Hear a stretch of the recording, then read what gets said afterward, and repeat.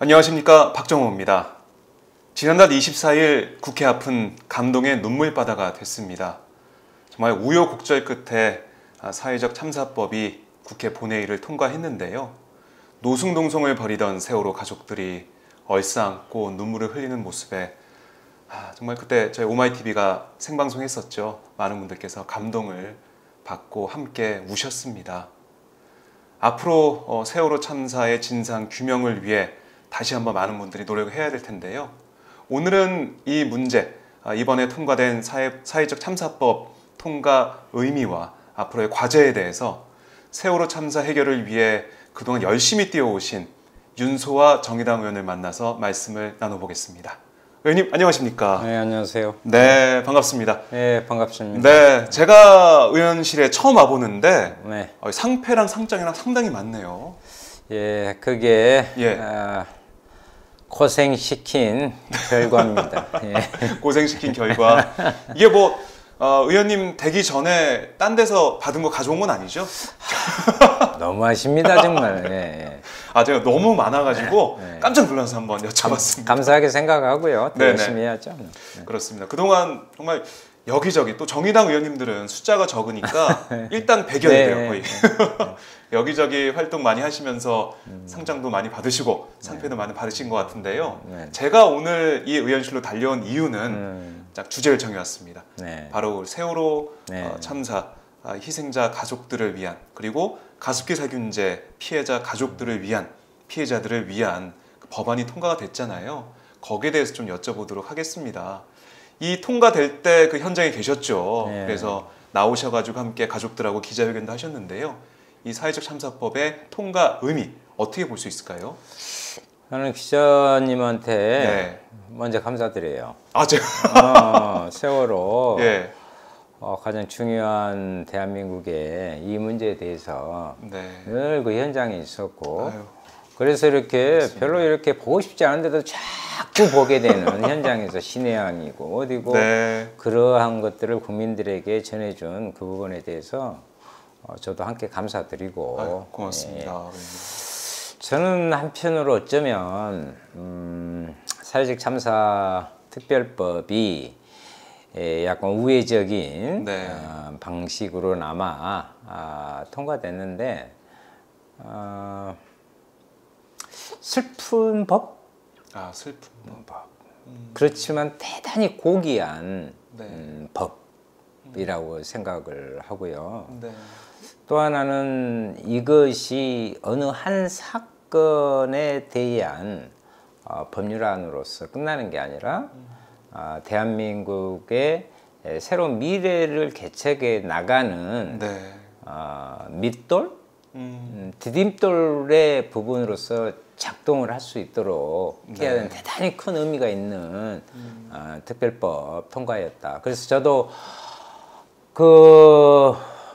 우리 가족들 콘크리트 바닥 위에서 네. 그때 같이 있으면서 그때 눈도 내리고 그랬는데 맞아요. 전날 밤에 눈이 참 내렸죠. 마음이 여러 가지로 만감이 교차했죠. 그리고 오가면서 계속 교섭하고 해가지고 결국은 이끌어낸 것에 대해서 예. 좀 미흡한 측면도 있지만 대단히 다행으로 여깁니다. 사실 저희가 1기 특조위 출범했을 때 우려도 많았습니다, 사실. 그렇지만은 특조위가 생겼으니까 진상 규명이 가능하겠지, 얼마 정도는. 그랬는데 정말 해도 너무했죠. 그러니까요. 일을 못하게 했잖아요. 예. 세금 도둑으로 몰고 예. 난리가 났었는데, 이번 만약에 이 법 통과로 인해서 2기 특조위가 출발하게 되면 진상 규명, 그다음 못 밝힌 것들, 의심스러운 것들 다 밝힐 수 있을까요? 어떻게 보십니까?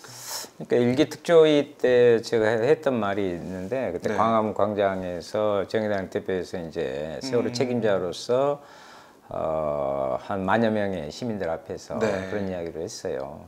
그때 당시 우리는 연장을 구걸하는 게 아니라 연장을 정확히 하는 것이 맞다. 네. 그런데 그것조차는 묵살하고 결국은 2기 특조위가 되게 돼 있는데 어떻게 됐든 2기 특조위는 이제 1년 플러스 1년 네. 거기에다가 이제 문서 보고서죠. 그 부분에서 한 3개월 정도 기간을 이렇게 잡고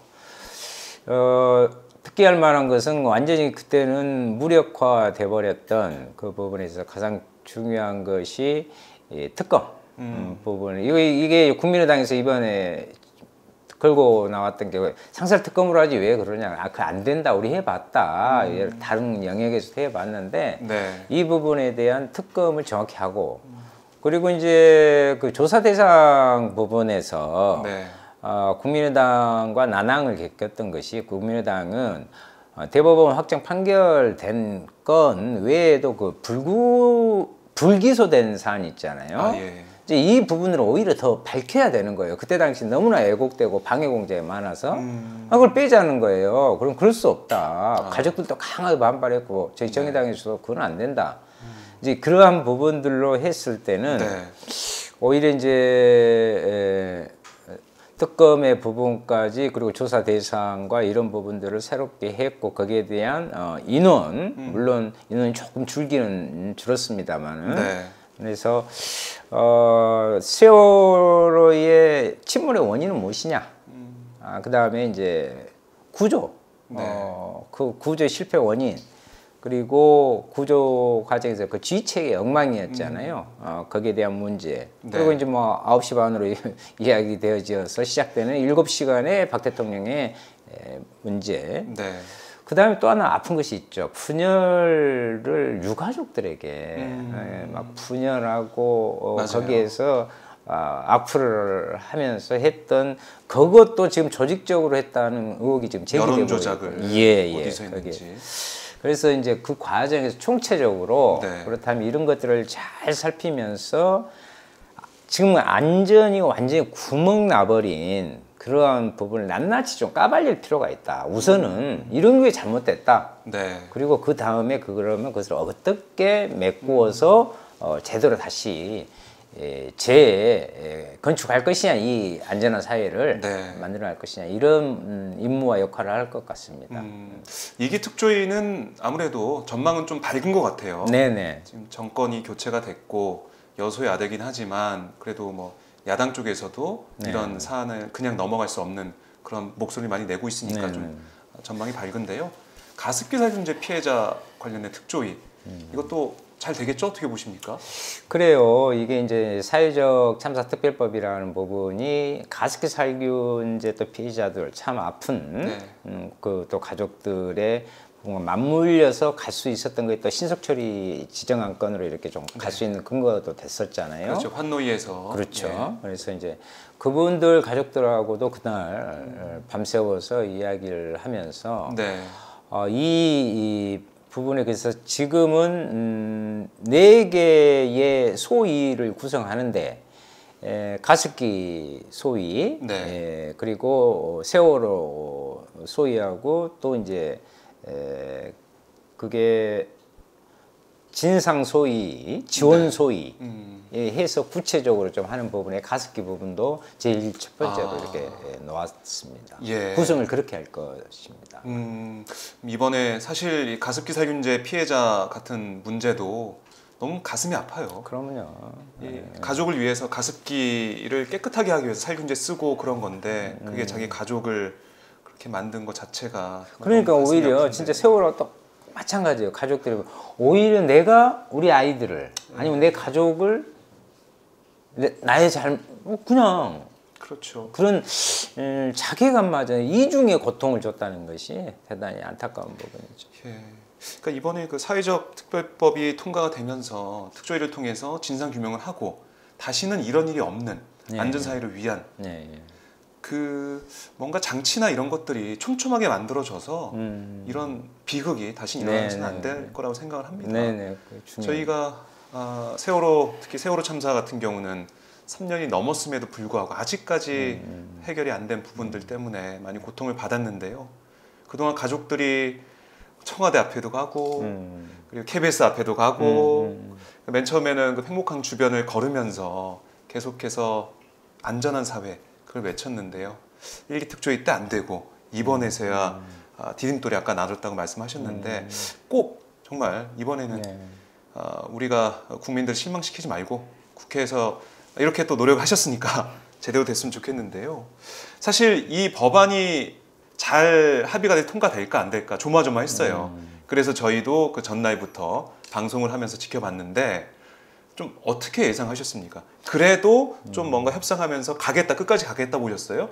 아니면은 자유한국당이 끝에는 뭐 공동발의 안 한다라고 나와버렸잖아요. 참 황당했었는데 어떻게 예상하셨습니까? 그래서 이제 저희들은 그 내부 9월부터 이미 가족 그리고 민주당의 박주민 의원 그리고 국민의당 그리고 정의당 저 이렇게 해가지고 원래 격주로 한 번씩 국회 내에서 계속 여기에 대한 대비를 해왔었습니다. 근데 이게 아주 타이트하지는 않았지만 그런 과정에서 여야의 합의가 안 됐다라기보다는 자유한국당이 반대한 거죠. 근데 한 가지 진짜 참 자유한국당 이야기하고 싶은 것은 그 14일 처음에 낸 논평에는 그랬어요. 가슴 아픈 세월호의 기억이 우리 사회에 만연해 있는 안전 불감증에 대한 각성과 대책이 필요하다는 것을 깨닫게 해준다 해놓고 막상 이 문제를 처리하니까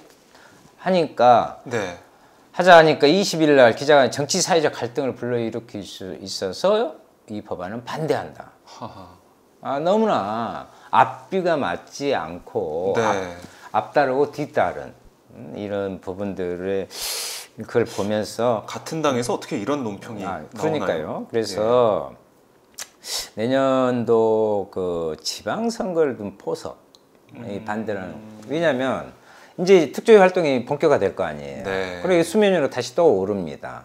국민적 분노와 그런 부분들에 다시 그러면 자기들에게 불리한 정국이 형성될 것이다. 그러니까 이 세월호에 대한 그 유가족들의 아픔과 온 국민들의 그 슬픔과 안전한 사회를 만들자는 이것에 앞서서 오히려 정치적 계산을 먼저 하고 있는 거죠.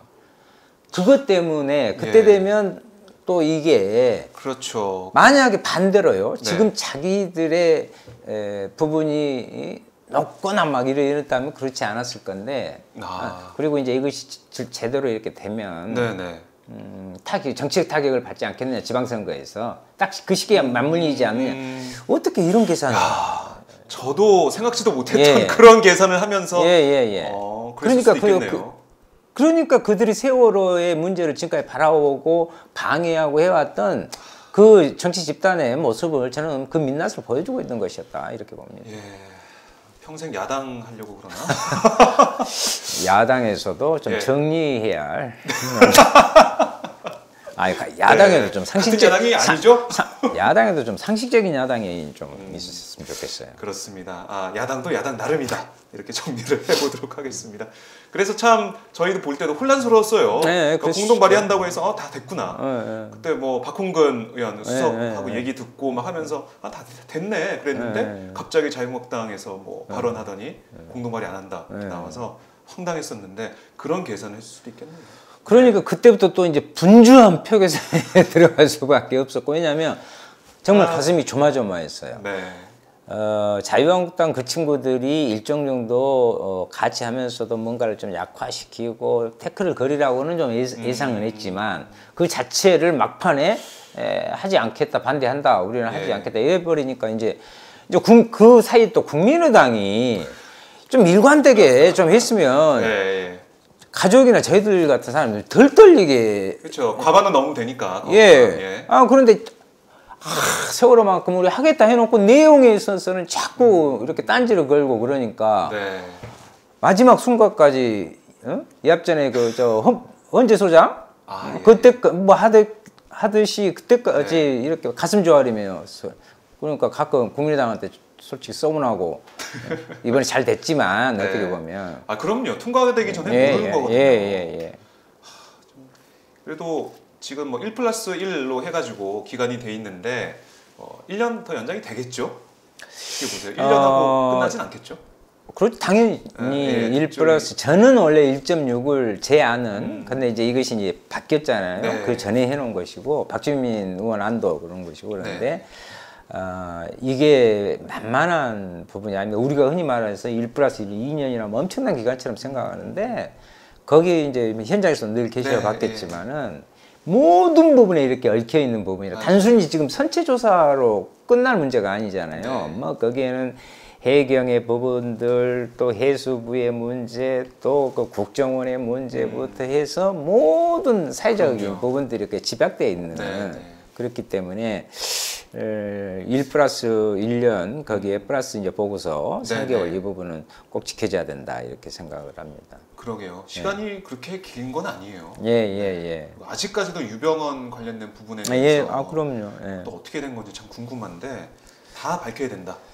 왜냐면 저는 처음에는 이제 압도적으로 찬성될 거라고 이렇게 생각을 하고 네. 찬성 발언을 하는데 발언을 하면서도 진짜 울컥해가지고 예, 그래서 맞아요.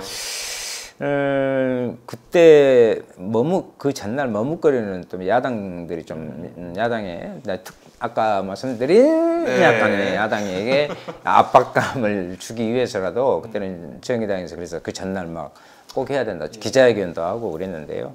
맞아요. 본회의 통과가 막 국민의 전체 뜻이었죠. 네. 그래서 그걸 그어간다는 그래서 이제 자유한국당이 이제 오히려 더 이제 수세에 몰리는 거 아닙니까? 그럼요. 그러다가 국민의 뜻과 괴리되는 모습 보이면 그럼요. 아유, 외면당하게 되죠. 예, 자유한국당 야당도 잘 못하던데요. 여당도 못하고 야당도 못하면 어떻게 합니까? 지금? 어디로 가야 될지 모르겠어요. 어디로 가야 되나 자유한국당. 예. 그 주제는 다음에 한번 토론해 보도록 하고요. 이거 합시다. 한번 심도 있는 토론. 네, 심도 있는 토론을 해봐야 되겠습니다. 예. 어쨌든 예. 이게 사회적 참사법이 통과가 돼가지고 그날 국회 앞에 다 얼싸안고 저도 울컥하더라고요. 그렇죠.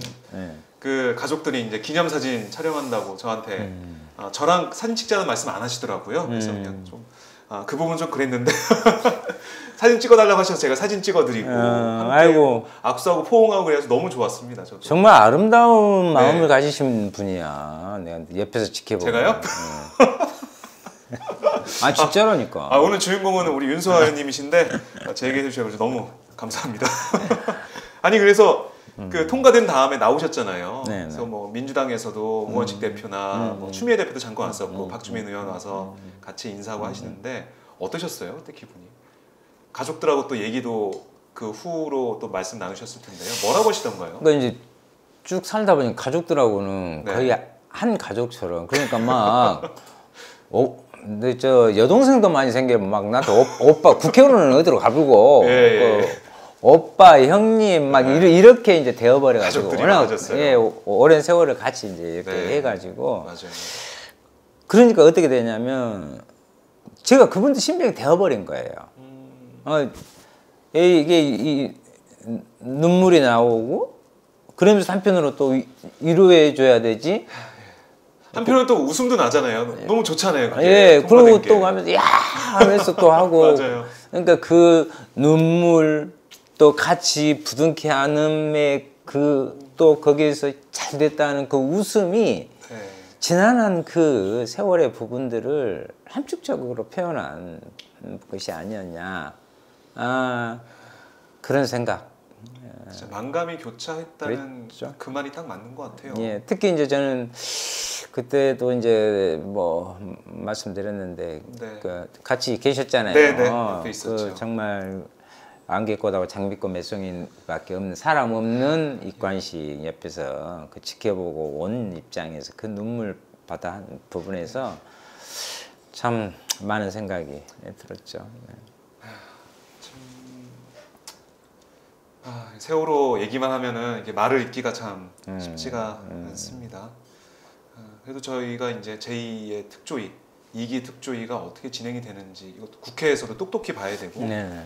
뭐 이 특조위원 구성 자체가 어떻게 보면 좀 우리 진상규명을 하기 위한 좀 유리한 방향으로 돼 있는 건 맞는 것 같은데 모르죠. 어떻게 또 딴지를 또 맞는데 보겠습니까?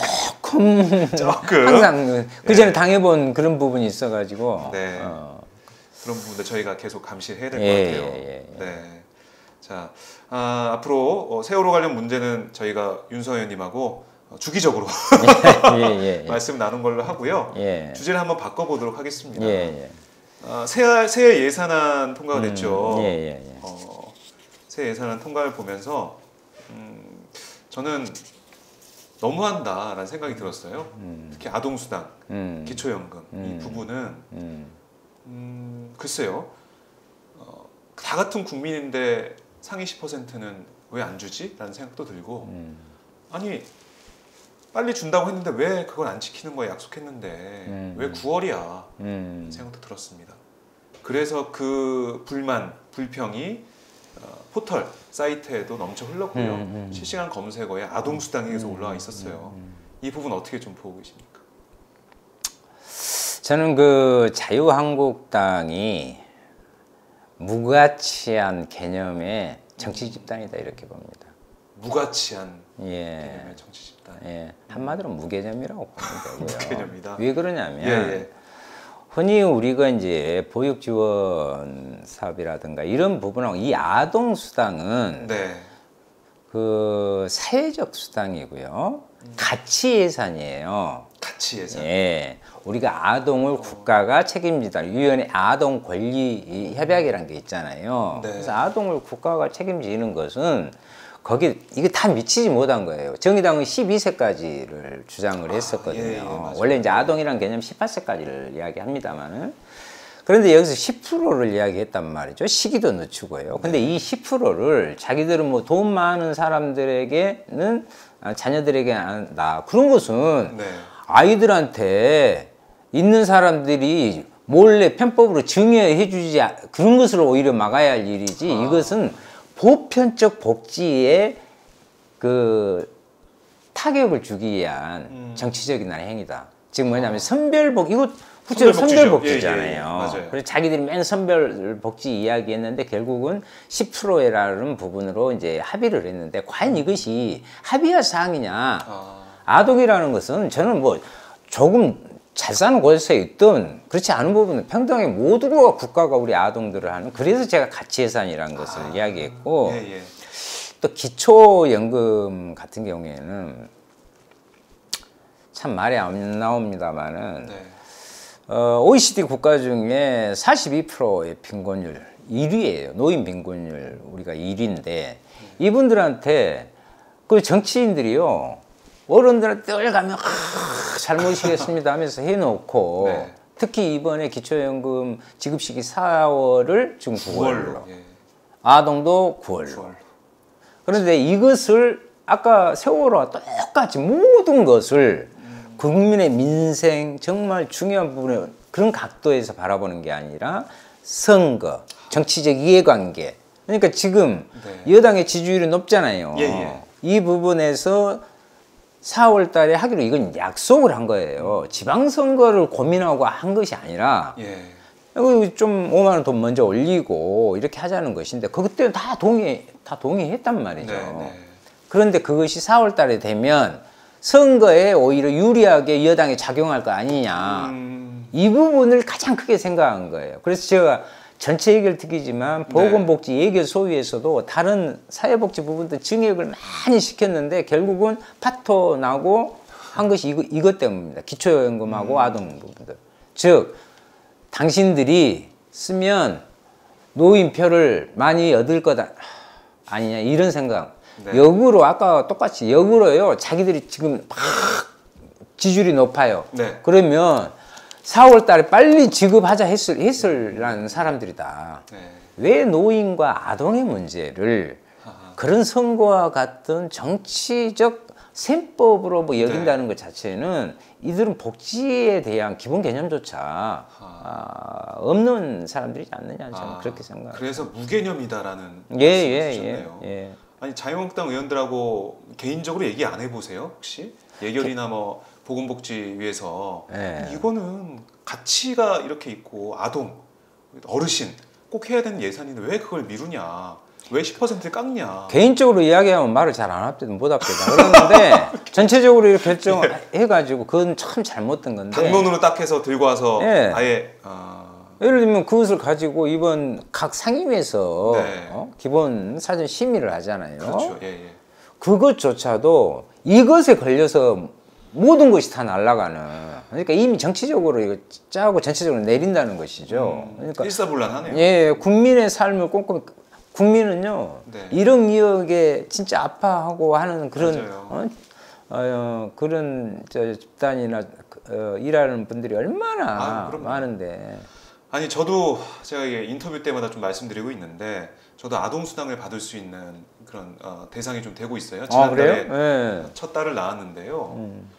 보니까 뭐 3인 가구 그러니까 10%그 소득 수준 보면은 뭐 700 몇십만 원 뭐 이렇게 돼 있던데 딱 보니까 오마이뉴스 월급에는 10%는 안 들겠다는 생각이 들면서도 진짜 또 맞벌이라니까 넘을 수 있는 거 아니야라는 생각도 들더라고요. 지금 못 받는 거예요. 그런 걱정들이 다 있다니까요. 네. 아니 저는 저도 이 서민이고 참 돈을 좀 많이 벌면 좋겠다는 생각을 많이 하고 있는 사람 중에 한 명인데 저도 못 받을 수가 있는 겁니다.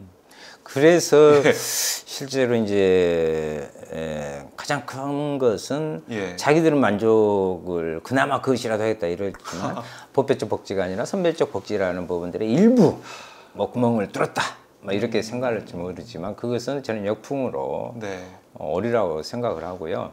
특히 아동 문제를 앞으로 그분들 초저출산 문제 이야기하면 안 됩니다. 지금 작년에 1.16명이에요. 1.16. 예.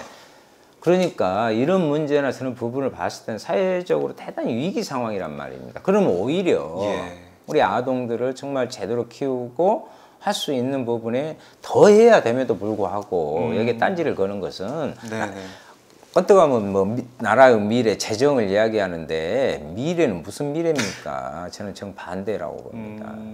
정략적으로 계산해서 내년 선거에서 어떻게 하면 자기들이 유리할지. 그런데 그렇게 아무리 발버둥쳐도 뭐 내년 선거에 뭐 될 것 같지도 않던데 뭐. 그러니까 복지를 표로 보고 있는 건데 국민들이 알거든요. 그것도 어떤 생각 가지고 있고 보도가 오히려 이 과정에서 어르신들은 왜냐하면 어르신들 같은 경우에 살짝 모멸감을 느낄 수 있어요. 진짜 돈 몇 푼 좀 더 올려주는다는데 그 놈을 가지고 몇 개월 기다리고 계셨을 거 아니에요. 그렇죠. 아동을 둔 그 부모들도 마찬가지로. 저도 기다리고 있었어요. 작은 돈이지만 그것은 갖게 살리면은 참 소중한 것이거든요. 그래서 그 양반들한테는 이미 민심이 이미 떠나버렸지만은 이제 미움 받죠. 명쾌하게 너무 정리해 주셔가지고 저희 홍성민 기자도 참 좋아하고 있는데 카메라 기자도 웃으면서 지금 이 현장을 카메라 흔들지 마세요. 그렇습니다. 국민들이 알고 있고 국민들의 생각이 지금 뭐 정당 지지율로 나타나고 있다는 생각이 좀 듭니다. 내년 선거에 어떤 결과를 가져올지 뭐 국민들께서 봐주시고 저희 오마이TV도 지켜보도록 하겠습니다. 자, 이 법인세 얘기도 좀 해야 될 것 같아요. 이번에 좀 정의당이 공격을 받았죠? 비판을 좀 받았죠? 그러니까 법인세 관련돼서요? 그거 진짜 오해를 하신 건데 이 법인세 관련한 법률안과 예산안 법률안을 보신 분들이 혼돈하신 거예요. 무슨 먼저 법인세와 소득세 부분에 연동돼 있기 때문에 예산안하고 연동돼 있기 때문에 먼저 법안을 처리하는데 법인세 법안이 원래 2천억 그 과표를 그렇게 삼았다가 자유한국당에서 무슨 소리냐 3천억으로 올리자 맞아요. 그렇게 해서 했는데 우리들은요 거기 반대하는 입장이었거든요. 법인세를 2천억 구간이 아니라 200억 이상의 부분에 있어서 해야지. 우리는 증세를 해야 자꾸 재정 갖고 막 돈 없다고 그래가지고 자유한국당에서 그러는데 여러 가지 세금 부분에 특히 법인세가 갖고 있는 부분들이 차지하는 비중이 크니까 그것도 25 있는 것을 올리라는 게 아니라 이명박씨 때 이렇게 내렸던 것을 정상화하자는 부분이었고 그런데 그것을 저는 정부 여당에도 대단히 비판적이었죠. 그래서 우리 의원 중에 고민이 많았어요. 그래서 이 법인세 부분에 반대와 기권이 있었던 것은 왜 자유한국당이 원하는 대로 3천억으로 올려주냐. 그러면 수많은 대기업이 더 빠져나간다. 그래서 그것을 더 강하게 해야 되는데 그렇게 타협하는 것은 문제가 있다 그래가지고 반대와 기권 이런 부분인데 그것을 마치 예산안을 물론 예산안도 저희들은 미흡했지만 이게 이제 워낙 민감하게 그래가지고 저기다 느닷없는 폭탄을 맞았어요. 국민을 위해서 정말 이건 아니지 않느냐. 그런 사정이 있었군요. 법인세를 정확히 해서 더 증세해서 하자. 그러니까 자유한국당이 주장한 과표 3천억 초과 기업 그 부분이 문제가 있다. 그 부분을 반대한 건데, 근데 정부 여당이 주장하는 그런 이 법인세 예. 인상안에 반대하는 것처럼. 그래가지고 나와가지고. 나중에 보니까 네. 이상하니 뭐 그렇게 막뭐 실검에 뭐 오르고 그랬다고 네. 해서 저는 왜 그런다냐 그러고 저는 그때 나가서 우리는 핀셋 증세라든가 자유한국당은 뭐라고 해놓고요. 네네. 당신들 말이요, 4대강에 22조 퍼부었고, 네. 10수조 원씩 해 자원개발을 한다고 하면서 탕진한 당신들이 어떻게 말할 자격이 있냐. 그러니까 또 야유 보내고 그래서, 네. 그럼 왜 증세 안 하냐? 이율 배반 아니냐 하면서, 그렇지만 정부 여당에도 비판을 했어요. 소위 핀셋, 초고소득자, 초대기업만을 찝어서 하는 네. 이런 소극적인 정세 가지고는 안 된다. 좀 과감한 정세를 해야 된다. 그렇지만 네. 국민들의 눈높이에서 우선 민생이 급하니까 정의당은 그때까지는 의원총회 이렇게 그때 고민이 많았거든요. 네. 그래도 이것을 예산을 통과해야 한다. 이 새 정부를 한편으로 비판하면서 또 견인을 해야 되니까 또 도와줄 땐 도와줘야 되니까 힘을 실어줘야 한다. 그래가지고 찬성을 했으니까 네. 여러분 동의해 주십시오 하고 제가 내려왔거든요. 아. 근데 뭐 실검에 뭐 반대라고 그래서 뭔 반대? 국민들께 잘못 판단하신 거죠. 네. 그렇게. 자, 윤서현님이 이렇게 해명하셨습니다. 예, 네. 잘 들어주시고요. 아니 그럼 이렇게 좀 여쭤볼게요. 네. 자유한국당의 주장이기도 한데 그쪽 보수 여론 주장인데요. 트럼프 미국 대통령 이번에 뭐 법인세 낮췄잖아요. 예, 예. 법인세를 낮추고 뭐 유럽 등 세계적인 흐름이 법인세를 깎아주면서 기업이 좀 더 열심히 기업 활동해서 잘 될 수 있게 경제를 살릴 수 있게 해주는 게 세계적 흐름이다. 근데 우리는 세계 흐름에 역행하고 있다. 이런 주장이 있습니다. 어떻게 보십니까? 자기들이 정치 경제에서 역행한 것은 전혀 생각하지 않고 이것이 우리가 세계의 흐름에 역행한 것이다. 네. 법인세 부분에 있어서는 또 실효세율이라는 게 있어요. 이것이 우리가 25%다. 네. 그러면 여기에서 뭐 다른 그 공제 부분이나 이렇게 하면 실제적인 부분 세율은 얼마냐? 그 16에서 17%가 이렇게 되고 있고 그러거든요. 예, 그러니까 그것은 또 나라마다 거기 네. 뭐 공제나 이런 부분에 틀리고요. 그리고 또 다른 면은 뭐가 있냐면 네네. 다른 나라 같은 경우는 여러 가지 이제 우리 특히 정의당에서 이야기를 하고 있는데 뭐 종합부동산세, 주식 양도 차익에 대한 부분 그 몇 조금씩 생기거든요. 네. 상당한 세비를 많이 냅니다. 그 세원이 있기 때문에 복지 정책이 가능한 건데 네. 우리나라는 그러한 부분에 있어서 보편적 증세를 하지 않고 단순히 법인세 뭐 몇 프로가 우리는 더 높은 편이다. 그렇지만 않아요. 우리보다 훨씬 높은데도 또 프랑스나 이런 데는 많습니다. 명목세율 자체도. 네. 그런데 자꾸 그 법인세 뭐 그것만. 미국이 어쩌니 네네. 어쩌니 하면서 그것은 국민을 호도하는 부분이다. 그런 것 가지고 계속 예. 그렇게 하는 것은 전체적으로 자기들이 말하는 재정 건전성 이런 부분에 네. 있어서 오히려 정반대 자가당착. 저는 그런 걸로밖에 보이지 않아요. 원래 이제 떼 쓰려면 뭘 가지고 뭐 떼 못 쓰겠습니까? 예. 그러게요. 아니 뭐 어쨌든 내년 새해 예산안이 통과가 되면서 어떤 바람이라고 할까요?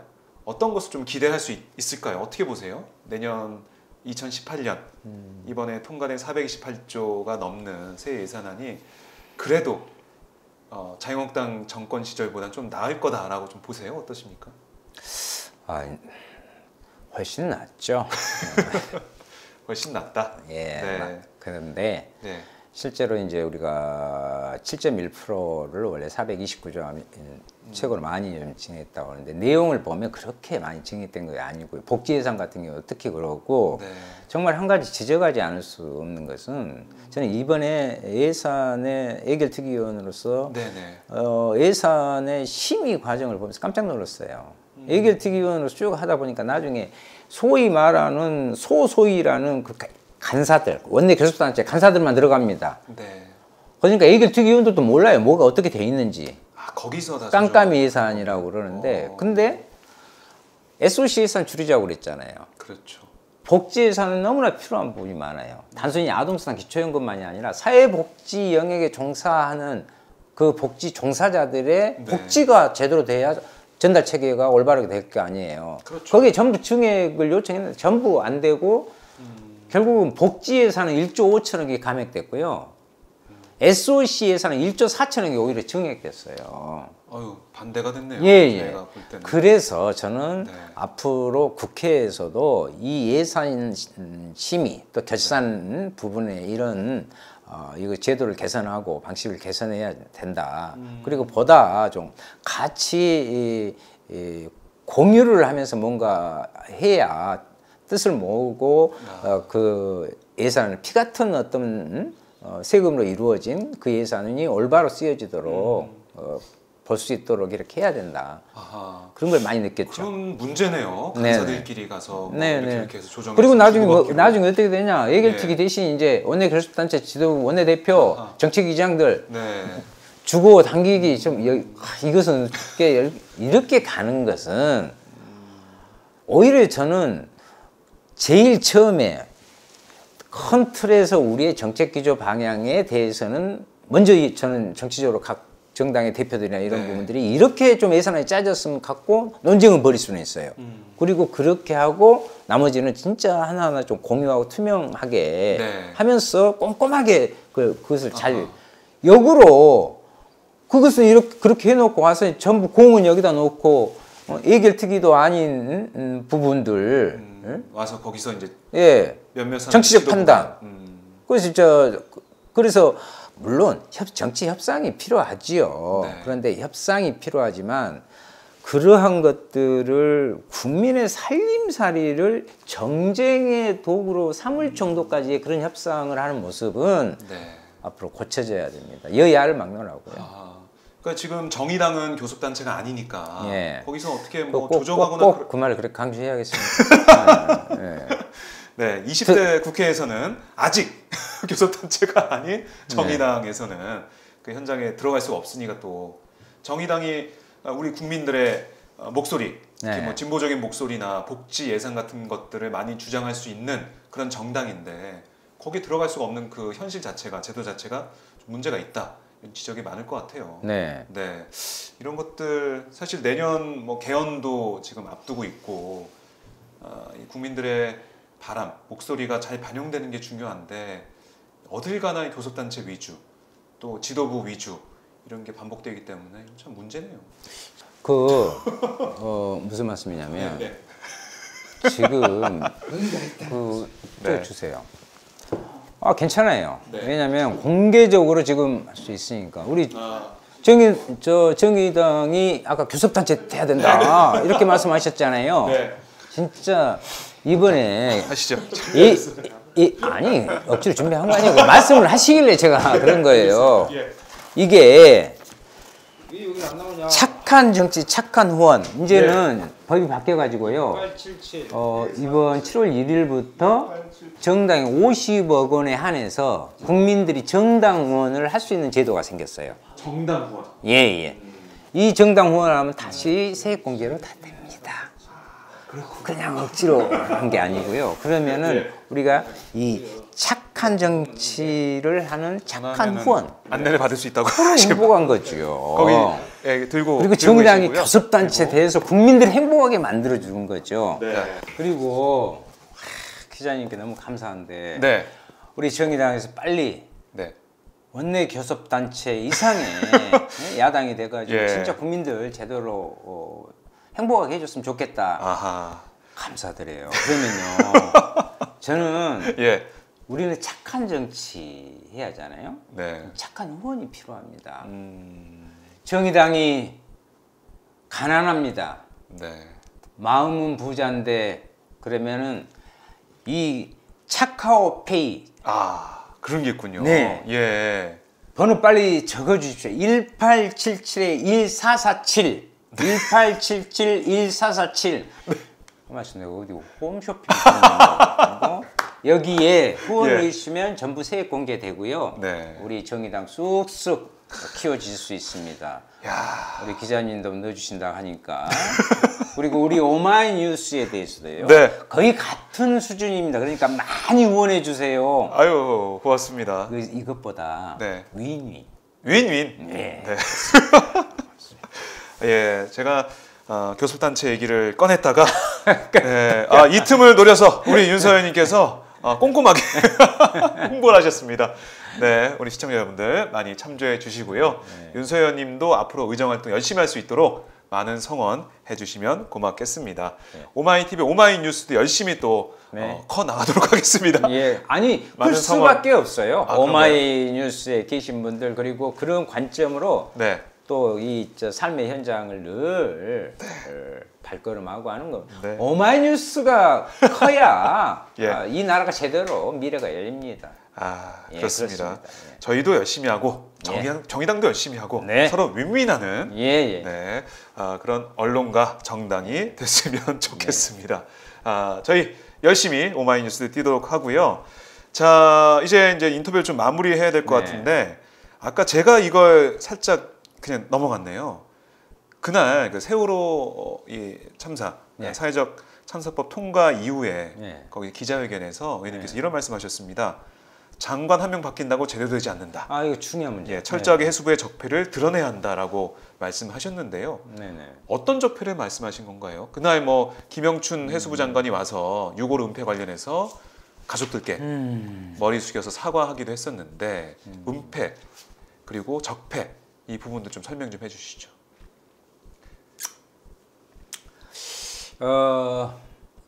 제가 이제 장관 한 명 바뀐다고 해서 네. 것이 아니다라는 부분은 아마 현장에서 느끼셨을 텐데 제가 팽목도 여러 번 갔었고 국회 내에서도 활동을 했고 특히 신의항에서는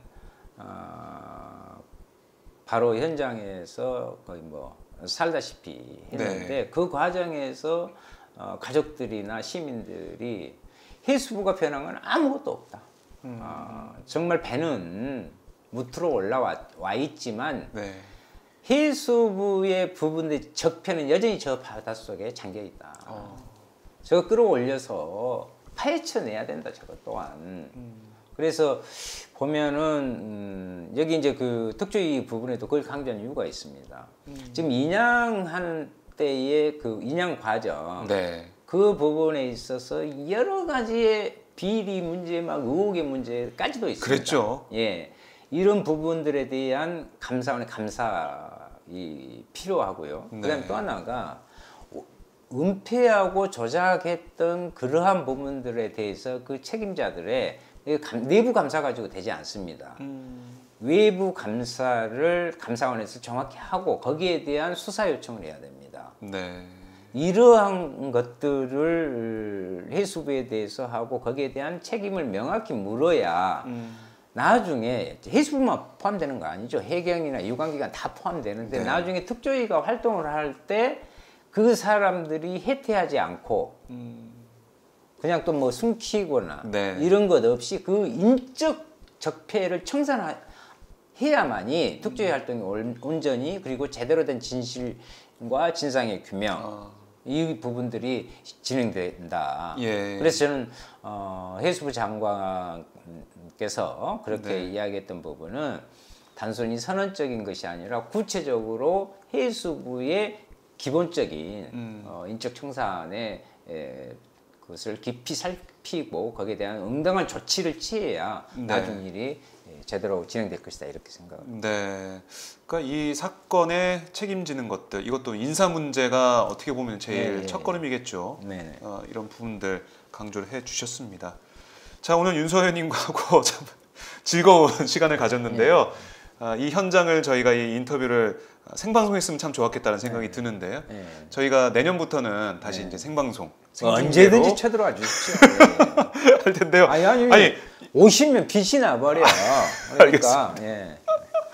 말이 나도 막 나와. 그러니까요. 저는 깜짝 놀랐어요. 갑자기 이거 가져오라고 말씀하셔가지고 당황했는데 생방송하면 더 재밌을 것 같습니다. 네네. 다음에는 생방송으로 예. 윤서현님 찾아뵙도록 하겠습니다. 예. 네, 오늘 말씀 잘 들었습니다, 의원님. 아이고, 네, 고맙습니다. 저 오마이뉴스 기자님, 네. 또 카메라 기자님, 저분도 한번 또 띄워줘야지 또 꼬라버렸죠. 그러니까. 아니 진짜 이번에 세월호에 네, 쭉 과정에 오마이뉴스에서 저는 너무 고맙고 네, 어떤 형제의 그런 걸 느꼈어요. 그 현장에서 네. 그 바람 불고 눈비 오는데 가리지 않고 한 부분에 대해서 예. 국민의 이름으로 네. 또 제가 세월호 가족의 한 사람이라는 걸로 이렇게 살고 있으니까 네. 그 가족의 이름으로 감사드립니다.